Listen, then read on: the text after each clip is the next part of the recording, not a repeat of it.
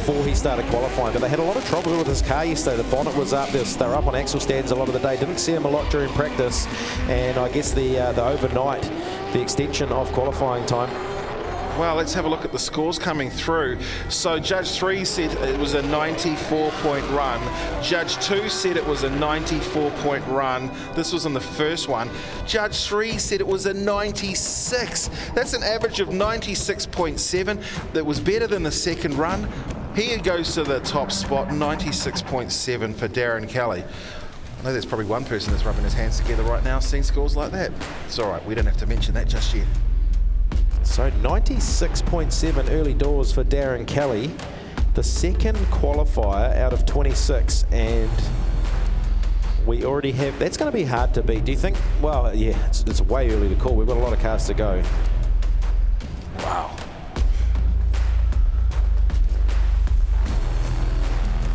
So Ben Jenkins, he's not just a great commentator, he's not just a great presenter, one of the faces of Keep It Reet. And then, of course, he's back. He's back, and he's going to be not just drifting, he's going to go and play in a monster truck later too.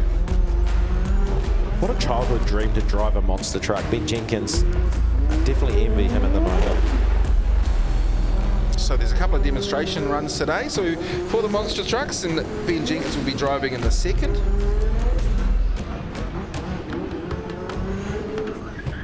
So Ben Jenkins makes his way out into the cream insurance scrub box, and he'll get those tyres nice and warm for his 2 qualifying runs. If you are tuned in around the Facebook and YouTube around the world, welcome along.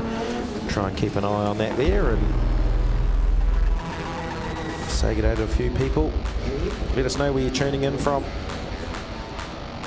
Te Ako Tarawa, he's in and about out in the community. So of course both Troy and Ben will be running the TM Electrical sponsorship this round. TM Electrical on the doors of these beautifully immaculate presented GT86s. I tell you what, they might have TM on the door. Watch these boys be on the door as well when it comes into battle. That's the inside clip, and that is a shutdown. What is that? Oh, maybe he just missed the gear there because he's popped it back into gear. It wasn't obviously axle or drive shaft. No, something's definitely gone wrong. And I'm wondering if that could be 4th gear, maybe exit the chat. It's like he popped it back down to 3rd, got back into a drift. Now, one of the things I was just thinking, it's okay, he can use his brother's car. No, he's already started qualifying. So that means that that car, so he will have some time to get it back into the pits. They will be able to go through and try and work out what they can do to repair it. So we do have 26 pros qualifying, which means that 2 are going to miss out. Hang on, he's turned left, so it's almost like... I wonder if it's popped out of gear. It's popping out of gear, and he knows he's going to have to hold it there.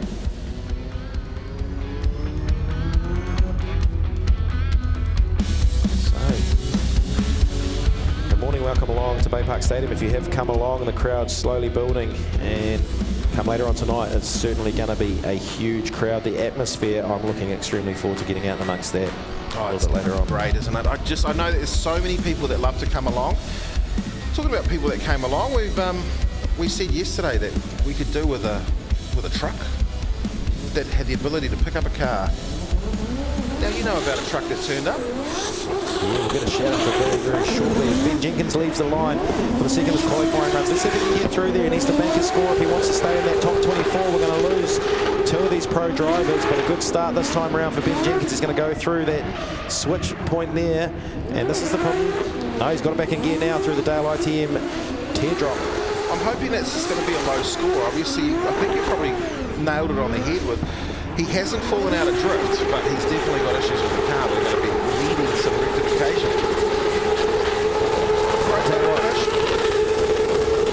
That to me, Steve, sounds like he's on 3rd gear.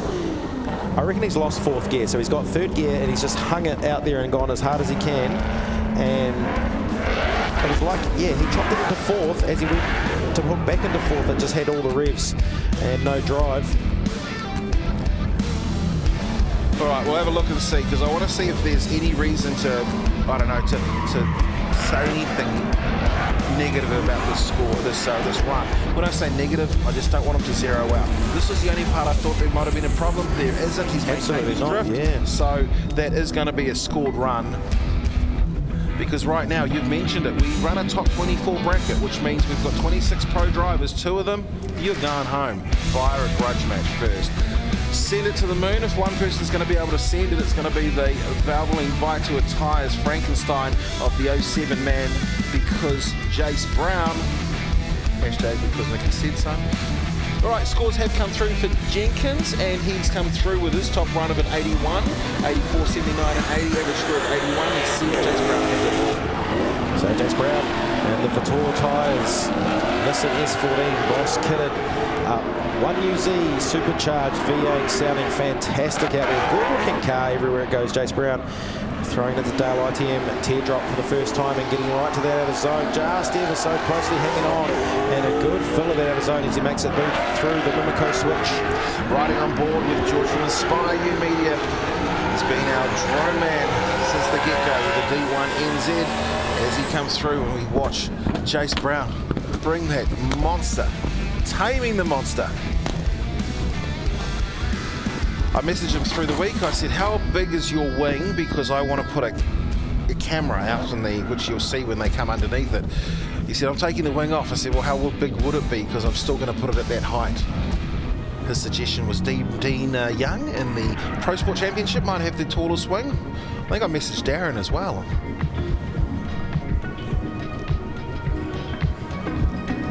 Oh, a little bit of a NOS squirt out the front of that as well. I didn't realise he was running NOS. I just don't understand why he needs it. You know why? Because he can. Because why? Because he can. Because Nicky said so. Hashtag why. Because. So Jace Brown lining up for the second of his 2 qualifying runs. Immaculately presented car every time it comes out. I remember when it started its life here, or my life with Jace Brown when I joined the D1NZ, was with this little S13 that always looked very nice. They decided to boss it out and put in some big motor, and now he's going to try and tame it. Jace Brown, who won his first ever round of the D1NZ in Tokyo a couple of years ago, spent a couple of rounds leading a championship trying to chase it down, and of course this is the day for doing it. The grand finale. So it gets through the Dale ITM teardrop into that Repco switch, fills that box nicely. Jace Brown does on the way back to the wall right. Needs to get up on the ledge, but he's a little bit off it. Still manages to maintain good angle and good speed though. He's happy with that. Yeah, just swatting flies. Of course, the hand out the window was frowned upon, so none of the drivers do it, but every now and then, just as they're drifting, they get little, sorry, I thought I just missed something there, but here we go, we went from one NOS bottle to another.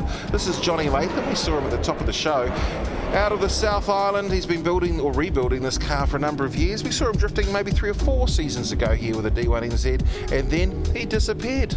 He disappeared because he found himself a Toyota Racing Developments NASCAR V8 with a shot of NOS. Go on, do it for me. It's always the coolest part about having NOS, isn't it? The purge as they sit on the line. Goes to the lights. And off we go. So straight into action, starts grabbing gears, putting it into, I think most of them are running in 3rd, aren't they?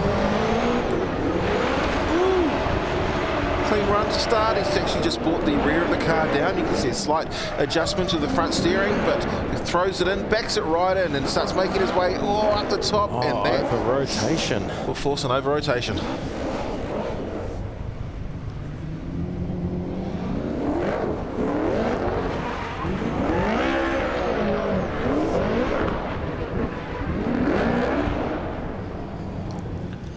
So Johnny Latham makes his way back around, just checks all the steering and everything. He obviously did have that mechanical at the top of the show, like Steve said, and might not be entirely happy with the car just yet. We'll be looking to bank that score though. What's he going to do? Any issues? No, we're back. So he makes his way back into that cream insurance scrub box. We'll take a look at the first run, and it was a good start for him. Right out by the wall, And there he comes through the switch zone. And gets to the outer zone and just throws it too hard. A little bit of over rotation. That shows the, on the rear of a drift car, you'll see the orange marks in this case here. They've actually got to go up and put a coloured piece of tape or coloured paint or anything on that, so that when the handbrake is pulled up, the judges are able to see that he's actually on the handbrake. It shows the foot brake, etc. So that's the reason why. If you're always wondering why there's a sticker on there, it's because it looks cool, really.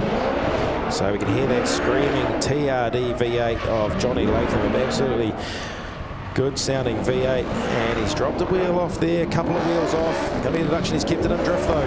Keep going, Johnny Latham, you need to get through to finish and bang that point. And there it is, squatting its way back up onto the Repco wall ride for the final time, right out by that wall. He pours on the angle, late through turn numbers 3 and 4 here at Baypark Speedway, and finishes off the run. So well, just the 2 tyres off. It's going to be a points run, so we have, what's that? Where did Jace Brown finish as well? 85.7, so he's currently in 3rd position. Ben Jenkins with an 81 is in 4th. Johnny Latham will obviously take 5th, but would be nice to see a score come through that's actually bankable.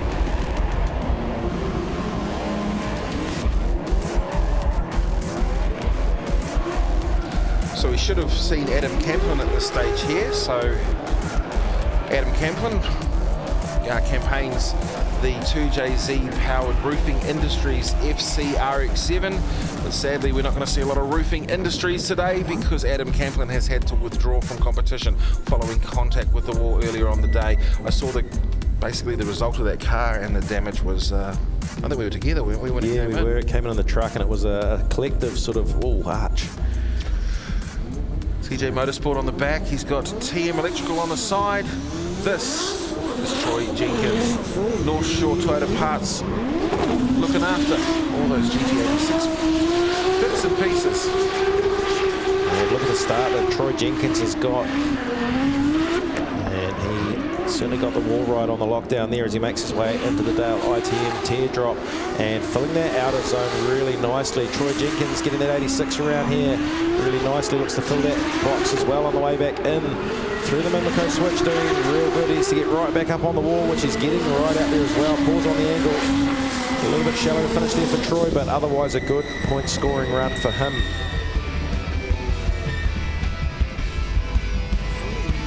And I've just heard, well, just come through, but I've just, this is a nice run. Arcs off quite nicely as he heads down. We'll head back underneath that front end loader. Needs to grab the distance inside clip. You'll see the marks on the ground, and then we'll go through and run right up on that. How they can stick it there without constantly dropping over is beyond me. Oh, she got close. I thought we were heading for the concrete. Extremely good run for Troy Jenkins for the main part. Just a little bit shallow in the latter part of the wall ride, but he will bank some pretty good numbers there, I would say. Johnny Latham's score just through, obviously got the 1 point average for the first run of his. Second run, 74 from judge number 1, 69 and 48 with a 2 point deduction for an average of 65.7. And we'll sit him at that stage in 5th place. But only 5th qualifier, 6th out on track. Adam Camplin is missing. And you said Shannon Davis Redmond as well.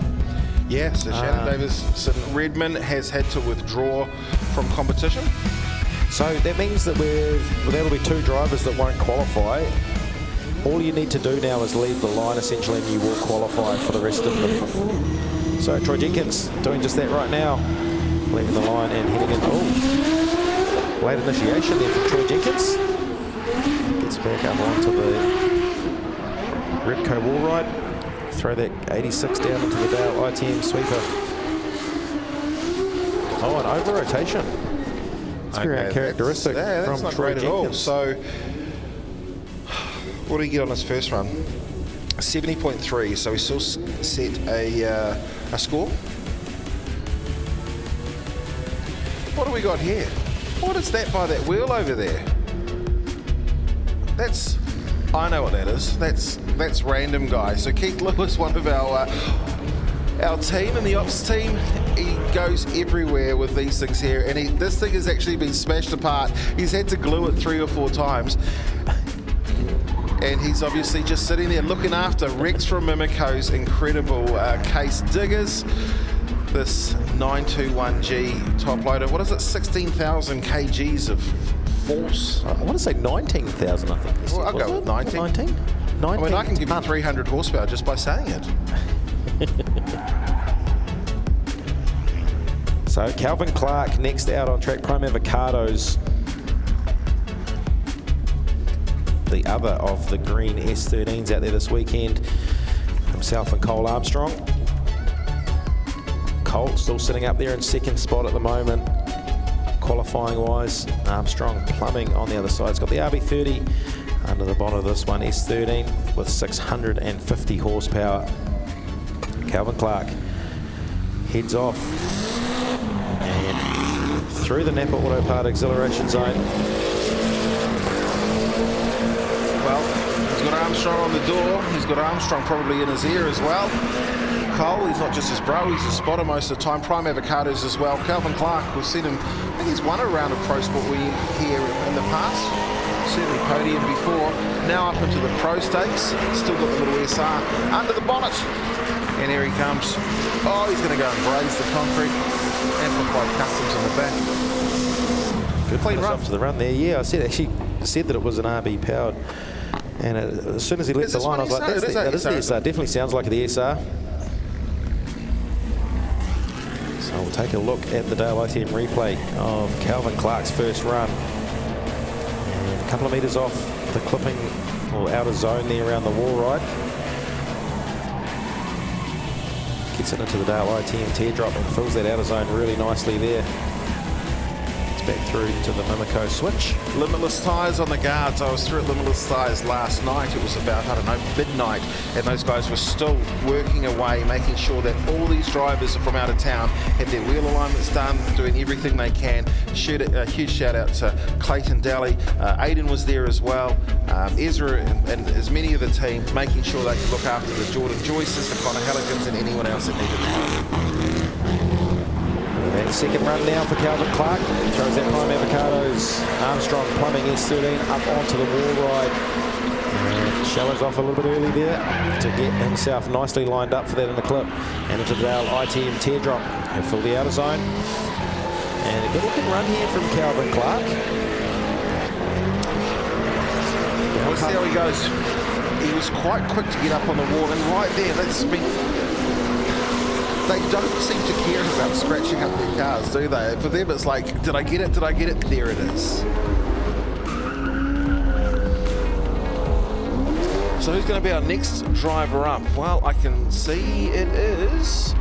It's meant to be Kurt Blackie, but it's going to be Jaron O'Connor. Calvin Clark, he got an 87.7 in his second run. That's actually put him into third place.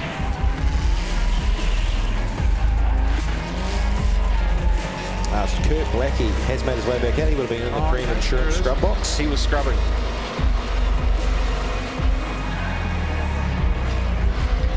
So I have some breaking news. Cody Pullenbury and Case Pullenbury may be sharing a car. Meanwhile, Kurt Blackie in the Wolfie GD86 makes his way into the Repco wall ride. Another one of the local boys driving out there this weekend from Tauranga. Kurt Blackie, good looking GD86 here. Gets into the Dale ITM teardrop and he'll fill this outer zone on the way round there. Get hard on the loud pedal under those Mimico diggers. Back through the Mimico switch and back up onto the Repco wall ride. And pretty solid run as far as the line goes, most certainly. Big angle. And there it is, the Wolfie Kurt Blackie drift.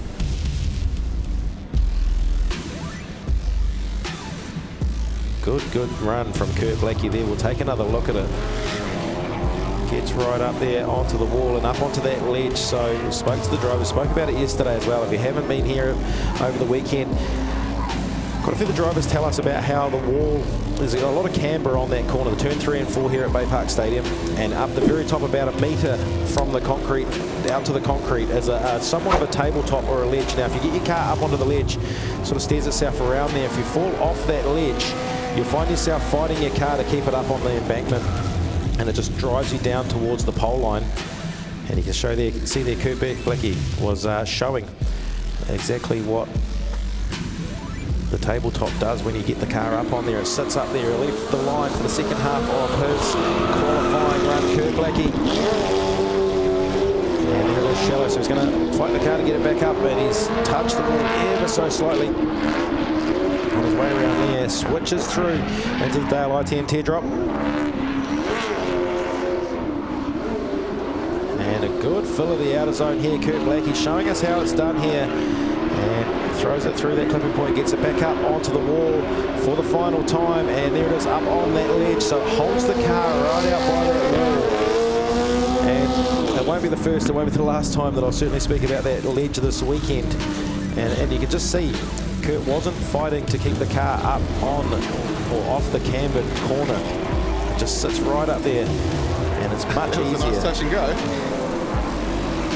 He comes through. Just hits that inside clip.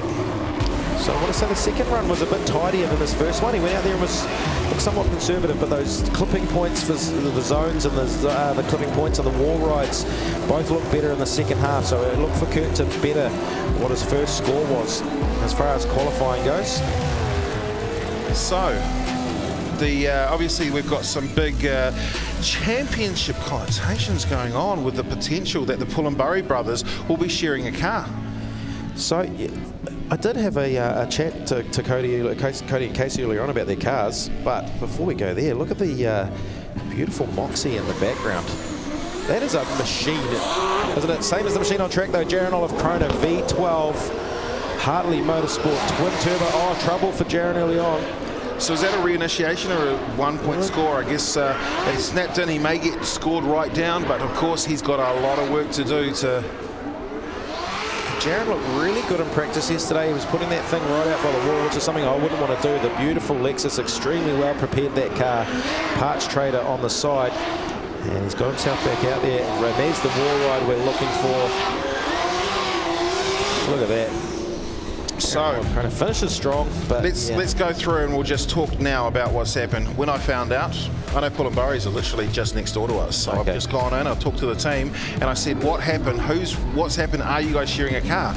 Cody said, yeah, we're sharing a car. And I said, well, whose car are you sharing? And he said, I'm sharing my brother's car. I'm sharing Case's car. So Case Pullenbury, he's chasing a championship? No, man. We're bros, we've got the same cars, etc.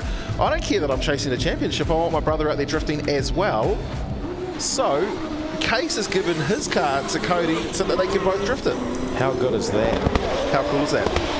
So Jaron Oliver Krona, much better initiation for him this time. The parts trader Lexus gets right out by that wall, and a good looking wall ride from Jaron. And the screaming V12 coming through the Dale ITM, filling the outer zone. This is a good second qualifying run from Jaron.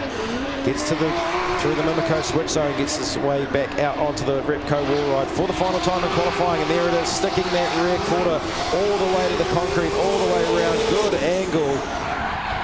And that will be a solid score from Jaron. Scratch what happened in the first run. It doesn't matter, that little mistake at the start. This is the run that he was looking for. So Jaron Krona in the Lexus New Zealand Parts Trader Harley Engines and Motorsport 1GZ V12 twin turbo, scariest motor in World of Drift. This thing is ridiculous.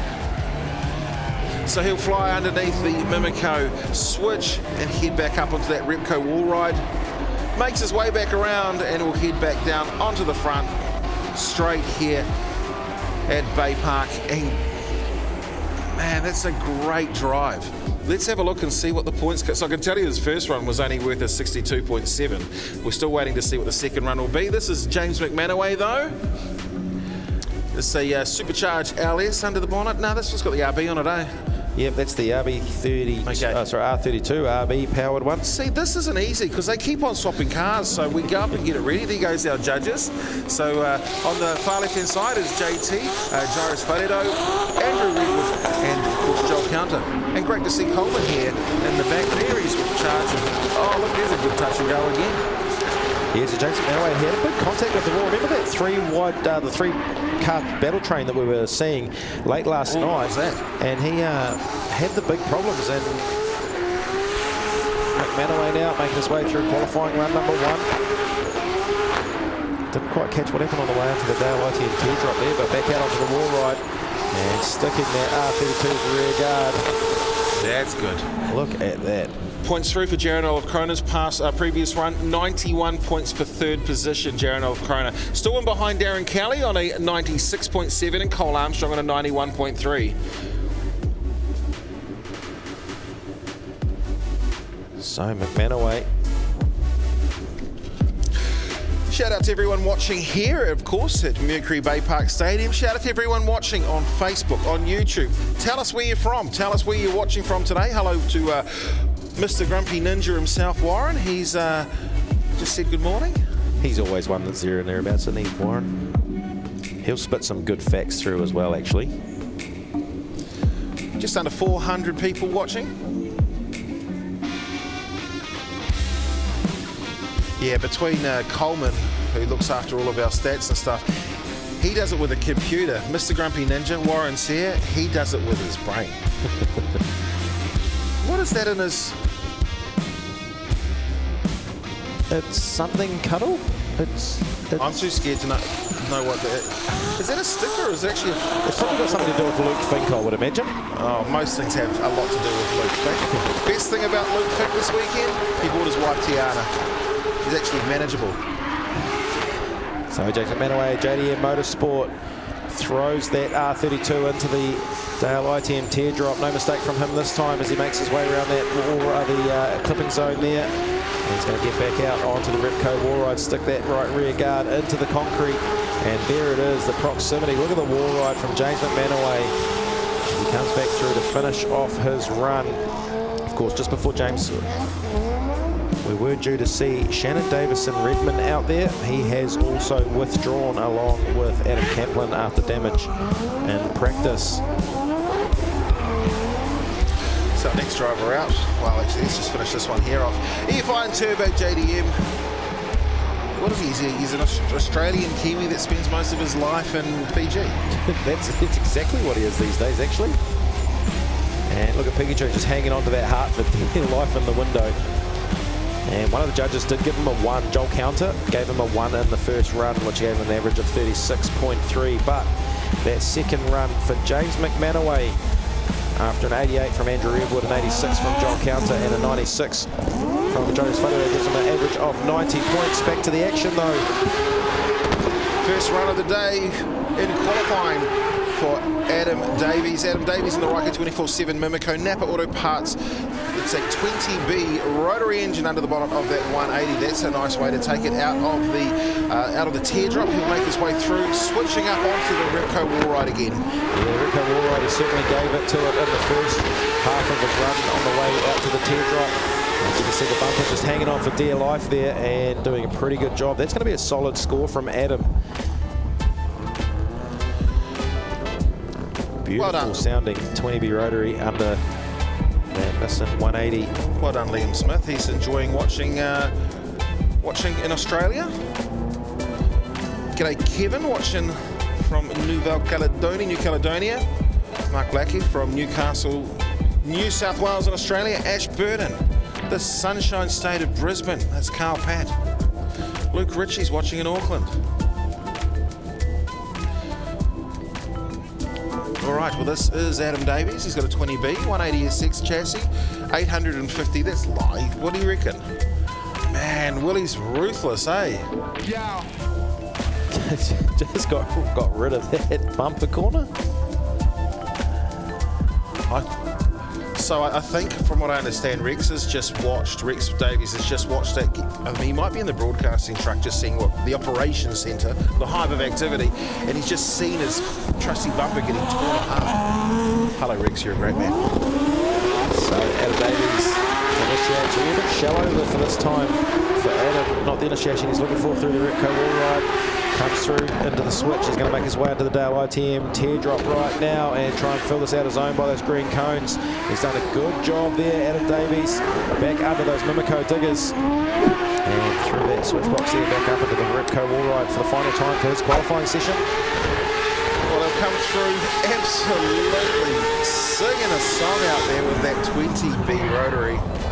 Got any rotary fans out there? Chuck in some hearts if you love rotaries. Angry reactions only if you hate them. Tell you what, that was a little bit freaky, Steve. You literally just read my mind. I was going to throw out there. Give us some hearts in the chat, and you just I'm mind blown. Oh, there's hearts coming through. Where's the angry reacts? Come on. There's one. I can see one.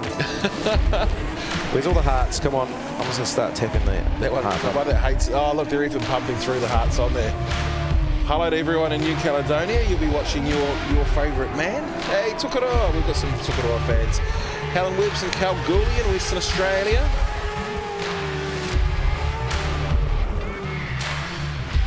Look at all those hearts coming through the Facebook live stream there.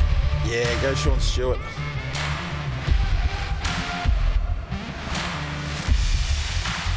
P3 Earthworks. We said we need a sweeper. Next moment, boom, turns up. Now, what was now we've got all sorts of different things out there. I need to find my fact sheet. It's in my brain. Oh, absolutely. Yeah, I mean, big shout out to Billy McFarlane, 111 towing team for coming along, bringing a flat deck to the rescue today. And he'll be out there in case we need.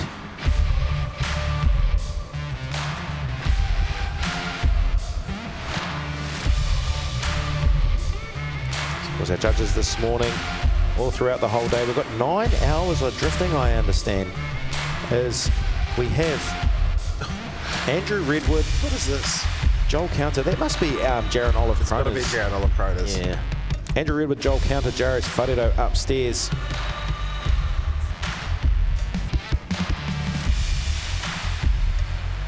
So halfway through this qualifying order at the moment, we're looking at 26 cars, 27 cars. We're missing Case Pullamurray off the bottom of there at the moment. Shannon Davison, Redman and Adam Camplin both not qualifying at this stage. So we're looking for 3 drivers to drop for the top 24. Oh, look, there they are. Hello, team. No. Go on, pick up the microphone. You can do it. Joel Counter. They've got that headset right in front of them, and there, so surely one of them picks up. One of you.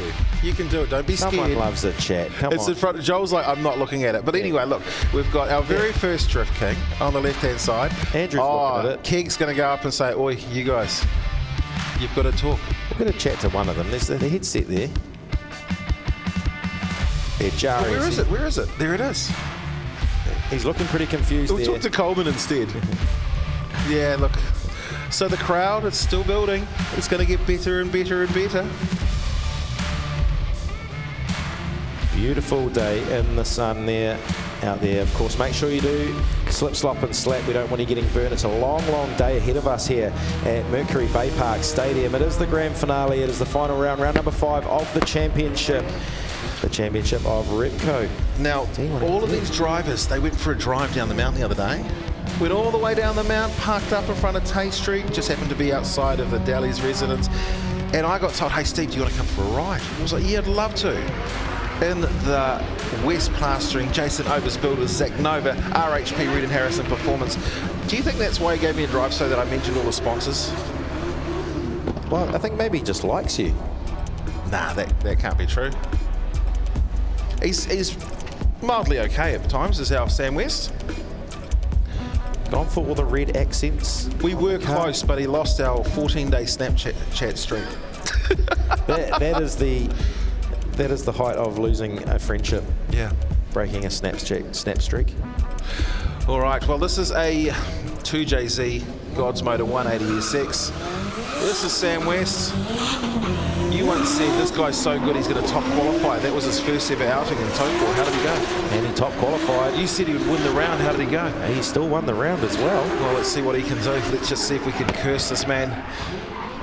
So Sam West, he's been out there battling a few sort of gremlins, I guess, through practice, but he's looking good out there today for qualifying. Sam West gets that 180 back onto the Repco wall ride. And a little bit shallow. You can see the car trying to suck itself back down the bottom to that side road. Sam West, of course. I thought that I lived the closest to this track here, being only a handful of kilometres away. He literally lives about 300 metres away from here. I asked why he bothered with his trailer. So we've got a replay of Sam's first run of the day, thanks to the team at Dale ITM, and you'll see just how much head movement there is when the car's so sideways. I've got Michael Warner questioning Steve, actually, where's your pink hat? I left them at home. I've got like 30 of them on the wall. If it's too old, here's a brand new one for you if you want it. Yes, please. All right, Michael, yes, please. Of course, hats the right apparel that you need today up in the grandstands. So certainly a bit of merchandise to be purchased and to be bought around here. So I know that the Dean Young, the Young Drift team, have got some stuff out there. They've got a corporate box out there as well. So every time you say the Dean Young thing, they all scream. Who else has got some stuff? Is it Keske? Keske's got all those bits and pieces out there. Kill It Daily, the crew have turned up. Yes, they have. Keske's wife, I, is out there. So Sam West fires the JZ back into life. And his run number 2 for qualifying here in the 180 SX. Jason Over's Builders into the Dale ITM teardrop. He's to fill this out his own. Pushes the car nice and wide. Gets through the Mimico diggers, back through the switch there, and on his way back out to the Repco wall ride for the final time. Sam West, one of the local drivers from around here, Mount Longanui, comes through to finish his run, and he'll bank a score, most definitely. Get him through to the top 24 a little later on this afternoon, early this evening. 027 new home. Jason Over's Builders on the door of Sam West's car. Had a good chat with Jason last night. He popped down to check on the boys down at Limitless Tyres as well. So I think it was, who was it? I think it was Sam that said that he feels like he's cheating with the grip of those Zach Nova tyres. Something about those tyres, I went through the pits yesterday, I was digging my sort of fingernail into a few, and they are extremely soft. Those semi-slicks are just the compound that we've got out of them. They are so soft. Wow! Oh, look, we've had a complete change. Yesterday it said 180. Yesterday it said a bigger RB. It said it was about 800 horsepower, and now it's turned and transformed into a Nissan Laurel. So this is the Valvoline Laurel, and this is Michael Thorley. GT Radials, Valvoline and NZ, why he had a mishap and ended up kissing the concrete, and that would put the 180 out for competition. I went down, I said, is everything okay? And they laughed and said, we'll just switch cars. And I think the car might actually be on the inside still on the pits as a bit of a demonstration. I'm sorry, in the infield, as a demonstration vehicle. So Michael Thorley doing a good job here in qualifying, comes through to complete his run. Michael Thorley supporting I Am Hope. If you want to make it, I think it's a $3 donation, text DRIFT to 469. SMP have some merch available, and Luke Fink does as well, as does JDM. Just got a growling from the chat. Thanks, Mama Shah. So Dale ITM replay shows Thorley coming around that teardrop, filling that out of zone nicely, putting some good angle on the Laurel. Comes back through the Mimico switch, grabbing the outer clip. That's such a great looking car, isn't it? I guess the problem is that's a good looking car. Did you see the mess of his second car though yesterday? Oh, there it is. That is the mess of the second car, as we see that. So you can see the drag marks too. Literally, they said we can't actually put it away, and they said that NZ would be good for the likes of those diggers out there as hose doctors. So wouldn't it be good to go up? And we said, sure, just leave it out there. We've got a monster truck. We can fix that up. Product placement just like that, as Thorley comes through for the second half of his qualifying run number 2 into the Dale ITM teardrop. So is this the old car that he used to use, or is that the one that Kim runs, his wife? So Kim does Drift South, and they've got two. They might actually have three Lorels. So I don't know if this is Michael's one or Kim's got Michael's one, but this is either the old dog he's always had. But points on the board. So Michael Thorley. So I'm just going to have a quick look and see what we've got in qualifying so far. Darren Kelly still leads away on a 96.7 from Cole Armstrong on a 91.3. Sam West on a 91.3 also. That was a good run for Sam West. As we see Michael Thorley coming through and finishing off the run. This is a Dale ITM replay. So I think the next car out on track we will see is going to be Cody Pullenburry. So we do have Cody Pullenburry coming out next. It is his turn to run. Now, we are going to see Go Loco out there. This is Case Pullenburry's car. This is Cody Pullenburry. We understand that there's an issue with the engine from Case's car. I went over and had a quick chat to them before, and I ran out of the commentary box. And I expected it to be an issue with Case's. And they laughed. They said, no, it's an issue with my car. I'm just going to run Case's. We're a family. We've got two cars. Look at that. So I said to Cody, I said, you'd be doing your brother a favour if you P1'd, if you got the top spot. He said, what do I have to beat? I said, I think it's almost a 97 from Darren. He said, I'll give it a crack. So just a mechanical run. Oh, so no, this is it. This is not even a mechanical. He's straight into there. So mechanical, we talk about mechanical laps. It doesn't have to be a mechanical lap under drift. All right, here we go. The lights have gone green and we will send them. So Cody Pullenburry, he's in Case's car. Murray builds them identical, and you can see that they certainly must be the way he's just gone and slammed it into against the concrete. So no issue at all from Cody, and not scared to throw it straight up on that Repco wall ride into the Dale ITM teardrop, and he's well on his way to a high 90s score here at the moment. Cody Pullenburry in the Coors Civil Construction S15 of his brothers. Look at the run he's put on here, and put your hands together for that one. What a qualifier. He said, there is mathematical equations. We're not going to go too deep into them, but he's got one that he could really do his brother a favour with. Right now he's tried. Was it better than Darren's run? I mean, how good is that of Cole Armstrong and Darren Kelly to both come out as the first and second drivers and basically bank scores the way they did? Look at the way he fills that outer zone. He grabs the clipper point there as well, and the wall ride right out by that Repco concrete there. And Cody Pullenburry, oh, so good. He is not driving that car like it's ready to win a championship for his brother, is he? There's nothing conservative at all about that. Look, trust. The points have come in. The first points have come in. We've got a 95, a 93, and 93. It's not enough. 93.7, but it is good enough for second place. So... the CRO out there, Kenny Rudder, with the duct tape quick on hand. Mr. Oversteer TV himself. Oh, that's Launchmaster. That's Peachy. Got that all wrong, didn't I? Well, I mean, I was just running off what you were saying, and I was like, oh, that was my fault. I told you that before. There you go. All right, here we go. Creepin, Go Loco. He's got them both. This is Cody Pullenburry. This is Case Pullenburry's car. And that's just a tap. That's a touch and go. So he's not. That touch and go is not going to be enough. I mean, are they going to give him a deduction for it? There's no way that he's going to do a 97-point pass with that. The arc that he's just made through that Dale ITM teardrop is absolutely perfect through there for Cody Pullenburry and Case's car back onto the Repco wall ride. And around he goes, firing up all that rubber debris. And that's an even better wall ride on the way back from Cody Pullenburry. Oh. Everyone give him hundreds and then give him a deduction for coming off the wall the way he did, and that would equal 98. So we'll take a look. There's a little touch and go you saw here, Steve. Bang, there it is. But what that does, wasn't that was a bad thing that he did. It took him off the wall. So it meant that he was a little bit off. I mean, I saw a bit of that yesterday. And look, there we go. Core Civil on the side, CK Earthworks.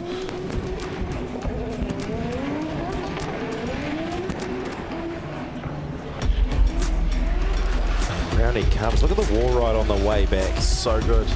So good. Fantastic drive. And, oh, geez, that would have been a very nervous one from the Pullenbury camp, but he just sent it.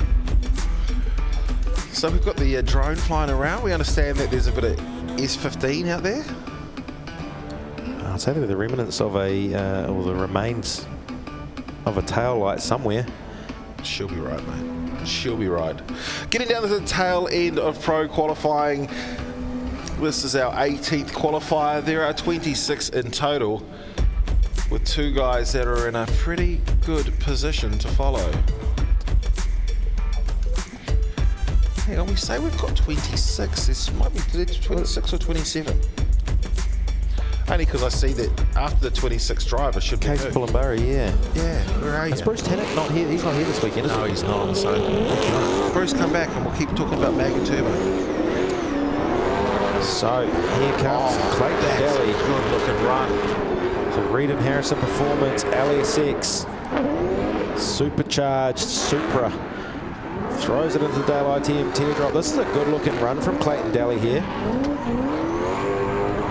Clayton Daly, limitless tyres, Hewlett's Road and Mount Maunganui, RHP Reed and Harrison Performance. Oh, look at it come through and grazing the concrete. A solid run. There's a couple of points there that might have differed from other drivers, but still a great run. Hello to Seaton and Tash. Daly. So we'll take another look at that there. Look at the wall ride to start the run from Clayton Daly there, right out there with that rear bumper, all but scraping the wall. Comes through the switch into that teardrop. And look at the squat from that Supra. Fantastic shot as he comes into the Dale ITM sweeper there. And back on the gas to get out to the little touch and go there. I like that little terminology, Steve, touch and go on the wall. It wasn't so much in the wall, just on the wall. Yeah, in the wall requires things like slider deck trucks. All right, we'll see what the second run can do for this man here, Clayton. He's just moved himself into 3rd position. We'll see if he can improve that. What a run! 90, 87 and 86. Oh, with 4 points of deductions with an average. Okay, we'll come back to that because I don't understand how the averages are working on that. He's up even closer. That's even closer to that yellow line, which is now black, as he heads through the switch. And that screaming LSX gets his way back out. Oh, a little correction there as he gets his way back onto the wall. But look at the wall ride on the way back around. Clayton Daly, Reed and Harrison Performance. We always do this. Anytime we see a movement, a correction, it almost looked like that was an adjustment to get him back closer to the wall. We'll watch as he comes back. So Repco wall ride to start for Clayton Daly. Comes through and switches. And then this one, I was really impressed with how far he came back up in that point there. Comes and just diamonds off the turn, heads through the switch, but then watch this point here. I thought, no, he's low. And then there's that slight adjustment. He's like, I'll get up higher. Yeah, he did. He just, yeah, not correction, it is. Just adjusting himself back out by the wall. You make it it's a correction when it's negative, but that was very much positive. Somebody else that's ultra positive when it comes to drifting. He must be. He's been doing it every round, I think forever. This man here drives the Century batteries, Castrol New Zealand, CTB. It is a Coyote supercharged V8 under the bonnet. This is our 4 times New Zealand Drift King. It is Daniel Dan Woolhouse.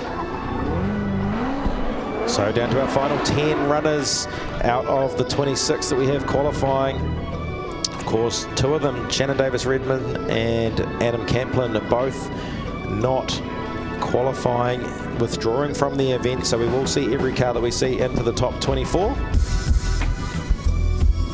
Just in what order they'll fulfill up that battle tree at this stage. Cody Pullenbury sitting at top at the moment, 94 points.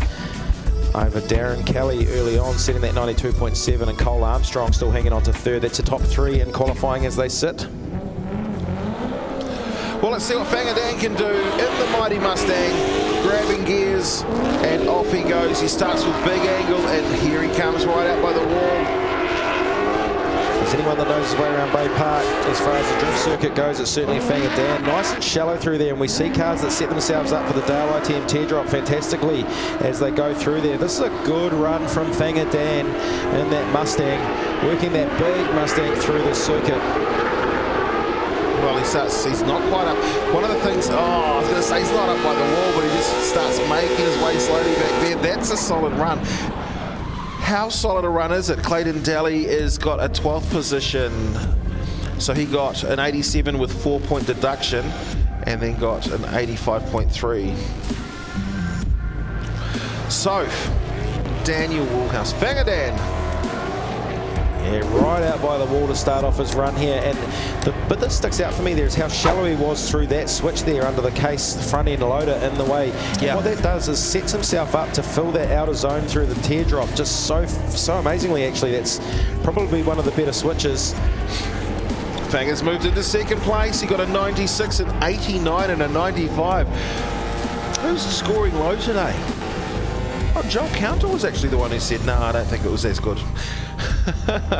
93 points. You can see the judges there. They're going through, and so what they do is they look, they observe, they set their score, they punch their score. You can see the phones and stuff in front of them. No, they're not theirs. Those are the ones that go back and talk to all the data systems that log everything, and then that's what's given afterwards. They go up and have a chat, they chat and say, what did you see? Well, we'll see what Fanga can do this time. So he's good for second. So Century Batteries, he's shallow again through there under that case front end loader. So maybe look for that throughout the day of how shallow those drivers are through there, because that's where they want to be to set themselves up for that perfect outer zone fulfillment through the teardrop.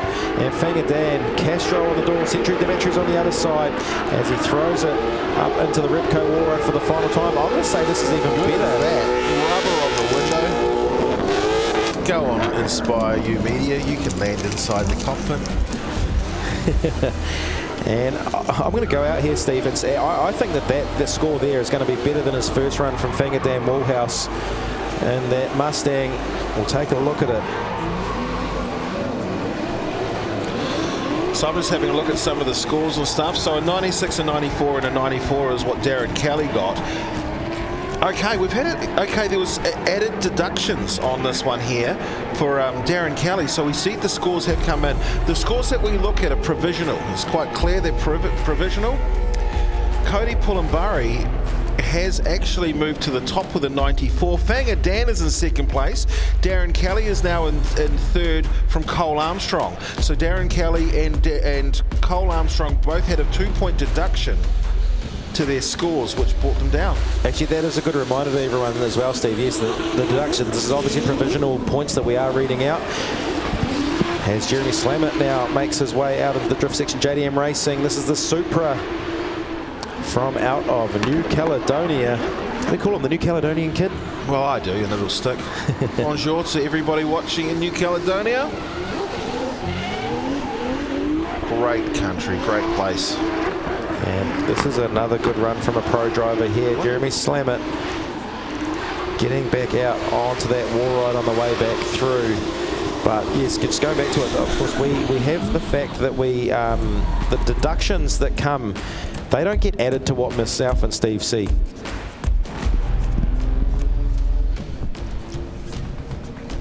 So what's happened, I've just gone up and worked out why have we got a change here. So there was just, we haven't been taking into consideration the deductions, so although they were there, they weren't actually getting added to the average. So now that they've come through, they have worked out what the averages are. So I actually think they might have been counting up rather than counting down. So yeah, they had the number 2 on them for 2-point deduction. They needed to have -2, so it was actually taking away, not putting it up. I actually noticed that on Clayton Daly's one, because it had 4 against him for deductions, but I went, hang on, how does that put him on 94 points? And now that's actually what's moved him down. But so hang on with that. Cody was in P1. Fanga Dan has now gone to P1 with a 95-point run. Let's get ready for our second run though. This is, how many times can you say run in a 30-second bracket? I'm sorry world. So Jeremy Slammett, JDM Racing, the Supra for him. And Slammett He is currently sitting 8th in the championship. And the Supra, look at that, so close to the dirt, but staying on the track there. And how great an operator is George from Inspire You. Well, we'll see how this JDM Supra can go. Working the 2JZ, all the angle, all the brakes, and we come to a stop. Heads past Launchmaster Willie as we get ready for our next car. I think that might be our next again, because they would have already sent out Connor Halligan, who should be out there. Connor Halligan. So here is Jeremy Slamet's run. So he gets it through there, and as you see, not quite as shallow as Van Dam was, and just pours on the angle to get around that teardrop. And good shot from George there, just getting up and over that Repco banner. And I guess it's easy to push up on the triggers. So. And a good wall ride here to finish for Slammer as well. So you take into consideration, going back to those deductions and those points, Steve, it's not only a 2-point deduction, is that from each judge? So then that gets multiplied by 3 to... Wow, it does. And then Jeremy Slamet's just taken a 4-point deduction in his first run, which put him to a 79.7 with but with a 90, an 89 and a 95. Slamet's just moved into 9th position. Connor Halligan is next in the 919. Jason Ober's Builders on the door with McKinstry Roofing. He's running a 1.5 JZ S14.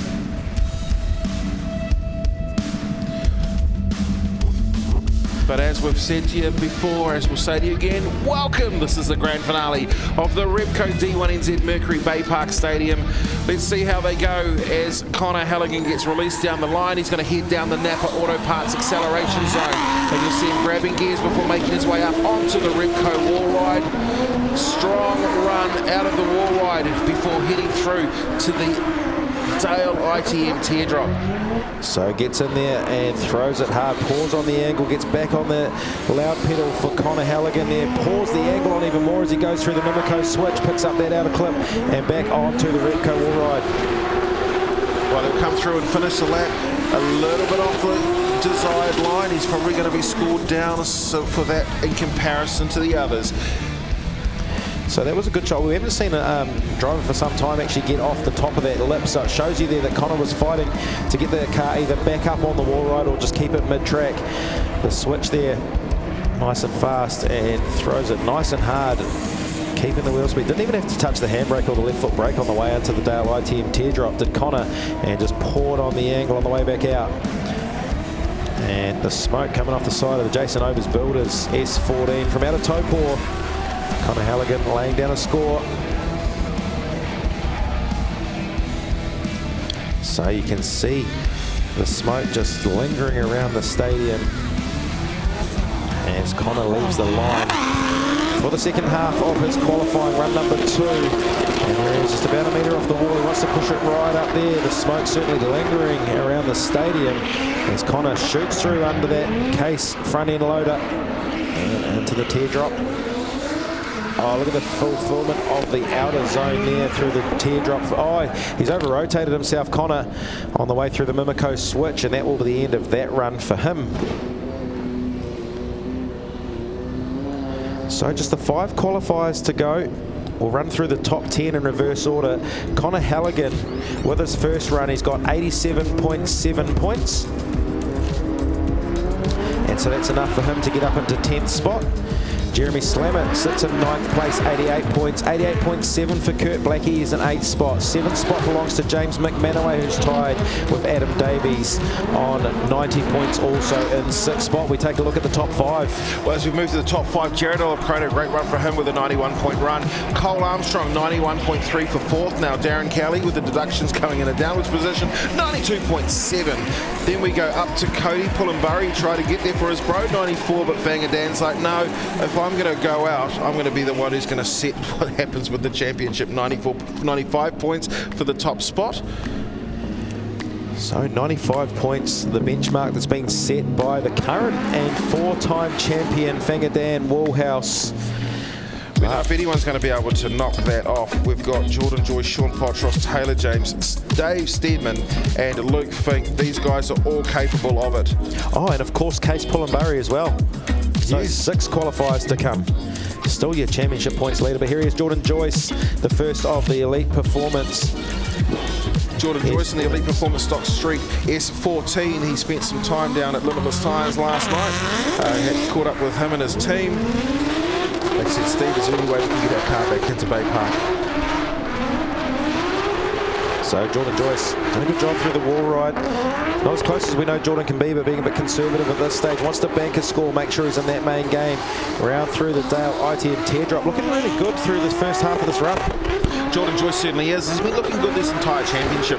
Really got his stuff together when it comes to the battles and things. He's kind of like a bit of a Nico-esque style where I don't care what I score, I just want to battle. And there it is, coming through to finish off that run, Jordan Joyce. And of course he's using the power of the Velinos. We know that those things are super sticky. You spoke about it earlier on, just how much grip these tyres have. Yeah, they are super soft semi-slick. If you do get a chance to get down near these cars, is there an actual open pit walk, or it's just the pit lanes? Yeah, I think it's just the lanes. So yeah, that's a reminder to everyone, if you do want to get down up close and personal with all these drift cars, make sure you head down the pits, down through the hard park that's happening there, and then down the far end, down down behind Fanger Dan's transporter that's up the end of the pit lane. You can get yourselves up, and there's some lanes that go up through the middle of the pit lane. Something quite unique that I've seen here at Baypark Speedway, and I think it's fantastic for the fans. Yeah, it gives you the opportunity to, obviously in the world we live in with health and safety is everything. Oh, what's it looking like? It's sunny and smoky. 16-degree high, 15-degree current, and it's going to be a 2-degree low later on this evening. Second, and yeah, we just need some more wind. It's like at Speedway, when there's wind, there's no rain. Yeah, that's what we want. Jordan Joyce, second of his qualifying runs, throws that S14 right up there, a little bit off the wall ride. So struggling to get that car up on the ledge that we speak about. So he makes his way through into that Dale ITM teardrop for the second time. We'll get his foot hard on that gas pedal. Arcs off really nicely, comes through and switches. Again, slightly off his clip, but I think that Jordan has pretty much kissed every piece of concrete over the last few days, and it's like, you know what, I just need to finish a lap so I can think about battling. Yeah, like you say, correlating towards the same as Nico Reed's style, very aggressive on the loud pedal, and yeah, maybe getting a little bit sheepish as far as the concrete's concerned after a couple of coming together. He's hit it twice this weekend already, hasn't he? Yeah, it may have even been more. We've seen it come back on the trailer a couple of times. Saw him stopped on the pit chute, and he very gently returned his car back to the pits last night. Did see that. Such a gentle driver as well when he needs to be. Isn't Joyce like that? All big teddy bears. That's going to get me in trouble at the after party later on this evening. So scores from Jordan Joyce in the first run was good enough for an 87.3. Second run betters himself slightly. He's got an 88.7 average across the 3 judges. Good enough for 8th spot at the moment, Jordan Joyce. So he bangs himself into the top 10. And now we've got the So Sus new number plate there being sported by Sean Potros. So sus, that's probably what his 2Js have been over the last couple of rounds, but he's got himself together and he's going to get right on the walk. Sean Potros, we know that he's a talented and an aggressive driver. He did so well in pro sport. He moved into pro and just went, yeah, I should be here. Yeah, he's taken a little bit to get used to that switch, I guess, from, you know, he was dominating, if anything, in the 235 radial class. Now up on those 265 semis, he's built this pro car, the 2JZ S15, and the aggressive nature of it, just with the extra grip, he just can't be as aggressive as he used to be, but a good, solid banking points run for Potros there to get himself up into the ladder. Just as we watched the replay of Potros's run, his teammate Jordan Joyce, he moved into 8th position, so he's in the top 8 so far. We can see the judges. So what happens here is this is the judges watching the replays. It gives them the ability to make the right judgment call. And then they've also got their own independent judges replay system, so they actually have the ability to see every single camera on track. They can slow Yeah, so they could do slow motion replays, etc., just to ensure. So what happens is we see Kenny Ruddle, who has worked for many years in commentary, the face, the voice, the everything of Oversteer TV. You would have seen them around the traps as well through YouTube, etc. Well, Kenny looks after the drivers. So if this weekend they'll go down, they'll talk to Kenny and they'll say, hey, I think they got it wrong on this. What they can do is they can actually go back up to the judges. The judges can go through and find that particular run and decide, do we need to change our opinions? It's something we see it in cricket, we see it in rugby. There we go. So Sean Potros leaves the line for the second of his 2 qualifying runs. Elite Performance Stock Street Autos up onto the wall ride. Look at that, just dragging the wing around the top. You can see the black marks that are left there from these big wings from these drift cars. And through he comes into the Dale ITM teardrop. Looking to fill that outer zone, which he's done really nicely through here. He's going to hit the Mimico switch under those case excavators. And he'll head back up onto this Repco wall ride to finish his lap. And I can tell you he's finishing it in style. He's moved into 4th position. Is this going to be better than his first run? It may not matter anyway. 4th place right now is a pretty good finishing spot. So his first run, he got a 93, an 89 and a 94. So that gave him an average of 92. And we just missed Kenny Ruddle. So let's have a look at this one here. Look at that. So Potros here did a great job in banking 92 points average in his first, and the second one pretty much a carbon copy of the first one, to be fair. Not a lot of difference in it. I wonder if he'll go up or down slightly. Well, he's coming through to finish. One person's getting ready to start. We'd normally say that was Adam Davies, but no, it's not. We saw a couple of rounds ago at Hampton Downs an engine let go under the bonnet of that immaculately then presented S14 of Taylor James out of Tukuroa. Well, Taylor did the deals. They worked out what they needed to do to get himself a competition drift car that could go through and get to the pointy end of a championship. So this is Taylor James. Normally 1100 horsepower, normally a Nissan S14, but no, now he has the Mimico, the Repco 24/7 Mimico 13B. So Taylor James through that Repco wall ride. Yeah, there we go. And into the teardrop he goes. And getting that 13B up on song is Taylor James. He won't admit it, but he absolutely loves the rotary power, I'm sure, as he gets back up onto the wall, just ever so nicely arcs it around. Having the foot brake with it, and comes through to finish. He's got, of course, JRI supporting him, CWR, HDL. Take another look at that there. That's on the way back through for Taylor James. And that screaming 13B rotary. I always want to say at high revs like that, that 13B sounds just as good as the 20B of Adam Davies, who in fact owns the car, a regular driver. If you think that the 13B sounds better, you give me thumbs up for a 13B and hearts for the 20B. If you're watching on the Book of Face. Michael Tor says, Ari the world. I could not agree more. And it looks like that. I know this is really bad, but I mean, I hear my director offering up people coffees in there. Should we get him to get us one too? I'm real keen for a warm drink. I don't drink coffee, but I'll take like a hot chocolate or something. Oh, wow. I'll have a coffee as well. Thanks, Mr. Director. Huge shout out to our incredible, amazing, inspiring director. Is that Brendan White or is it Kaz? It's Kaz. It's Kaz. We love Kaz. So Taylor James in behind the wheel of that 13B rotary. And look at it. Look at the... Oh, that's a cool visor too. But you can see the joy all over Taylor James. Ultimate Graphica on the side of that helmet. They do some incredible paint jobs on helmets, or sign jobs, whatever you call them. That boy's amazing. So is this driver here out of Tukuroa. A great team. Oh, wow. Look at the arc there from Taylor James as he goes through the Repco wall ride, and through the switch he's going to get through and get the inside clipping zone. Yeah, through that teardrop. Not quite as deep as other drivers have been, but still filling the outer zone there. Grabbed that one there really nice as well. So how far can he get up on this wall? That's a good looking run. How good is it though? Is that a P1 run? That is certainly improved on Taylor James's first run, and you're going to have to score very shortly, we're going to have all of the drivers in the 90s in the top 10. So one thing to consider is Taylor James right now is not in a mathematical chance to get to win a championship, but he's definitely in a position to take that opportunity away from other people, and he's also in a position, to take the second place away from other people. So the battle is essentially the battle for second and third on the podium, isn't it? You can see a good slow still shot there of Taylor as he comes back around Taylor, the wall ride. And finishing the run. No, you're not seeing double. That is the other Mimico Repco 24/7, the third one of Dave Steadman, Napa Auto Parts. Today? We have. And this is the one with the better engine of the lot. Whoa. Oh. Well, Dave Steadman, of course, Napa Auto Parts, Repco 24/7 Mimico.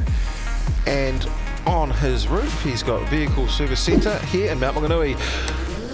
Still some tickets available if you want to get yourself around, if you're in the Bay of Plenty area. And let's see what Dave Steadman can do.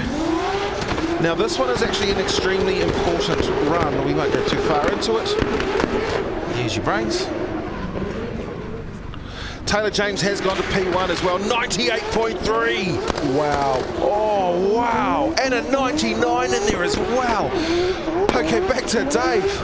So Dave Steadman comes through to finish off the first of his qualifying runs, and he's also doing a good job right out by that Repco wall ride on his way back through. And look at that. Wow. Well, that's a great run, but Taylor James has just done a 98, a 98 and a 99 for an average of 98.3, 99 being the biggest single score we've ever seen in the D1NZ. For a 98.3, so far the biggest score as well. I don't think we've seen anything higher. The start of in Topol we did see some big scores, but I don't think we saw a 98. That will be the biggest score ever done in the D1NZ. So Taylor James straight to the top. Wow, Andrew Redwood, Joel Counter and Jairus Wharedo loving what they see out there. Of course, provisional at this stage. The deductions do come through afterwards. We'll look to confirm that for you as soon as possible, as Dave Steadman lines up on the start line for the second of his two qualifying runs.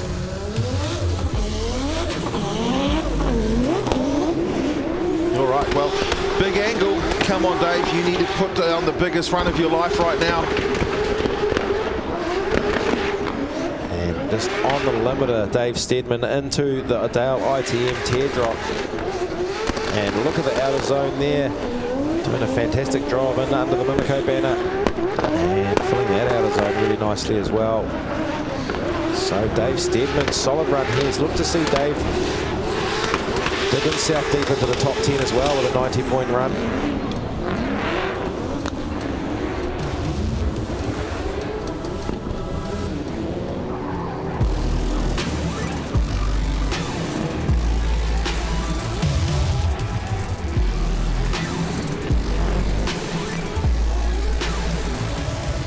It's just so good to watch, isn't it? Just now, no points through yet from Dave Steadman.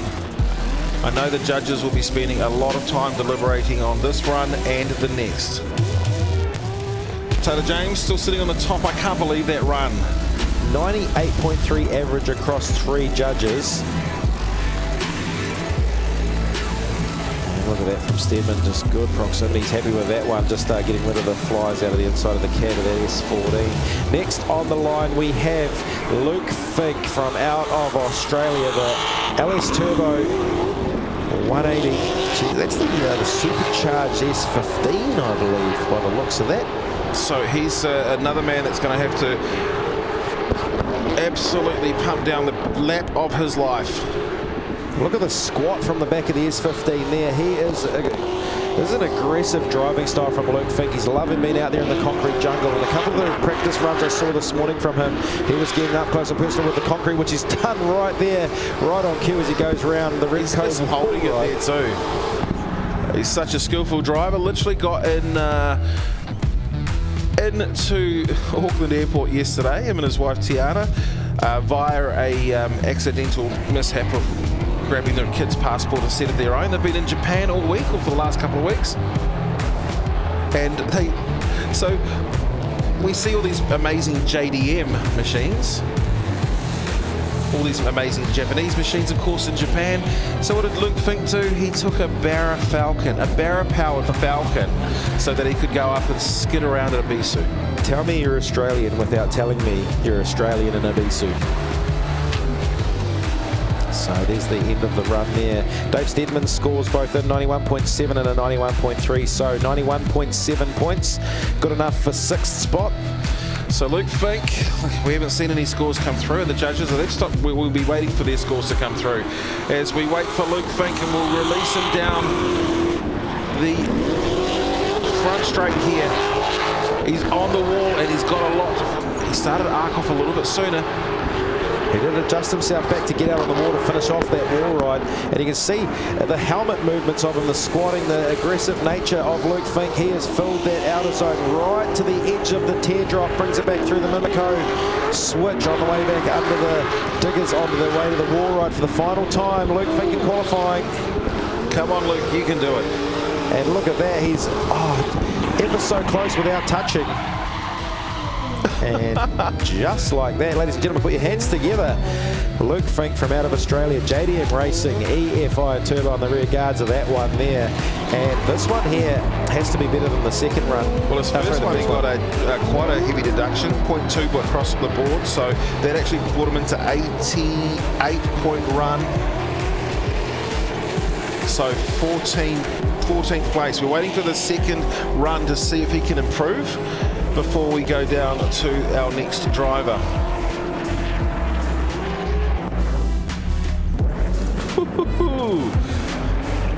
So look at that, Luke Fink. That's got to be a good point score. That's got to throw up. Well, he's sitting outside the top 10 at the moment. And just Tony Wilson, get out of the way. So this is our championship leader. The car is been run by 2 drivers today, him and his brother.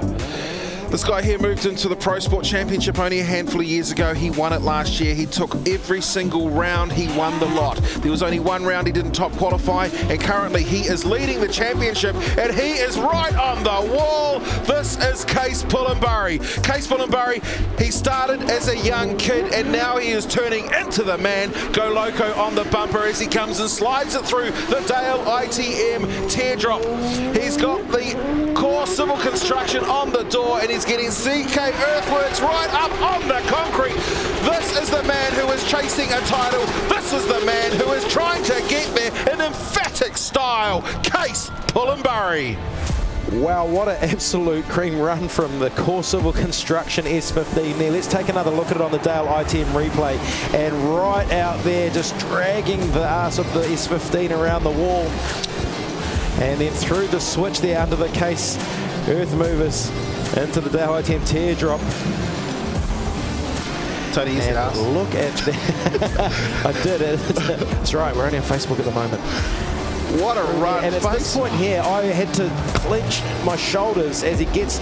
That's the earliest we've seen anybody get back up onto the wall ride. And he just held it all the way around there. Is that going to be better? Man, show some love. If you guys, if you're watching on Facebook, if you're watching on YouTube, well, Facebook definitely, chuck up a heart reaction if you think that's a P1. Chuck up a thumbs up if you think this guy's the man. And just look how calm he looks under the helmet too. You know, he's just the judges didn't think so. He's just missed out. He's in second place. So second run. And he's just going to push the limit again. This is a carbon copy of the first one. This time he's actually just off the wall. He's not so much dragging the tail like he was before and through under that front end loader.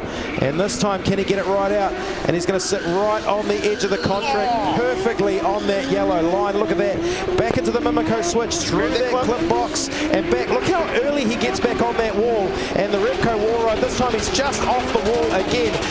Geez, I'm going to call it this thing. I think that is actually better. Oh, that is an incredible run. That is an incredible run. That is absolutely outstanding. If that is not better than Taylor James. Taylor James in a rotary gets style points. Let's have another look at that here. I just can't believe how early. See, this time he wasn't in the wall. He was actually just off it, which is probably where the judges maybe that's where. And there, look at this here, right through the outer zone there, pushing the absolute limit. grabs the entire clipping box on the way back through there. And look how early he's back on the wall, right there. Is this enough to be the Panhead top qualifier here for the grand finale, the grand final, round 5 of the 2024 championship? Has Taylor James done enough? What are we going to see? I want the scores. I'm being impatient here. Well, what a qualifying session from the pros here. The Repco. So we have got results come through. Judge 1 says 97. Judge 2 says 98. Judge 3 says 98. 97.7. He hasn't done enough. Taylor James with the biggest score ever in D1NZ, 98.3. He is our Panhead top qualifier. Case Pullenbury, oh, so close, 97.7 from Bangadan Woolhouse. Cody Pullenbury, the Pullenbury family are right up there with Darren Kelly in 5th place. Sean Pontros with a 92.3 is sitting in 6th place. Dave Steadman and Luke Fink both finishing on 91.7. Cole Armstrong inside the top 10. What a return for him, 91.3, and Jaron Olive Corona 91.1. Adam Davies in 11th with James McManaway 12th. Jordan Joyce, Kurt Blackie and Jeremy Slammett through down to 88 points in 15th spot. There's the rest of your top 20. Connor Halligan, Sam West, Calvin Clark, Jace Brown, Michael Thorley, and then Clayton Daly, Ben Jenkins, Troy Jenkins and Johnny Latham make up your top 24. Now, interestingly enough, that's going to put, when we look at the battle tree, Case Pullenbury and Coden Pullenbury on the opposite side. So the only time they can meet is in the final.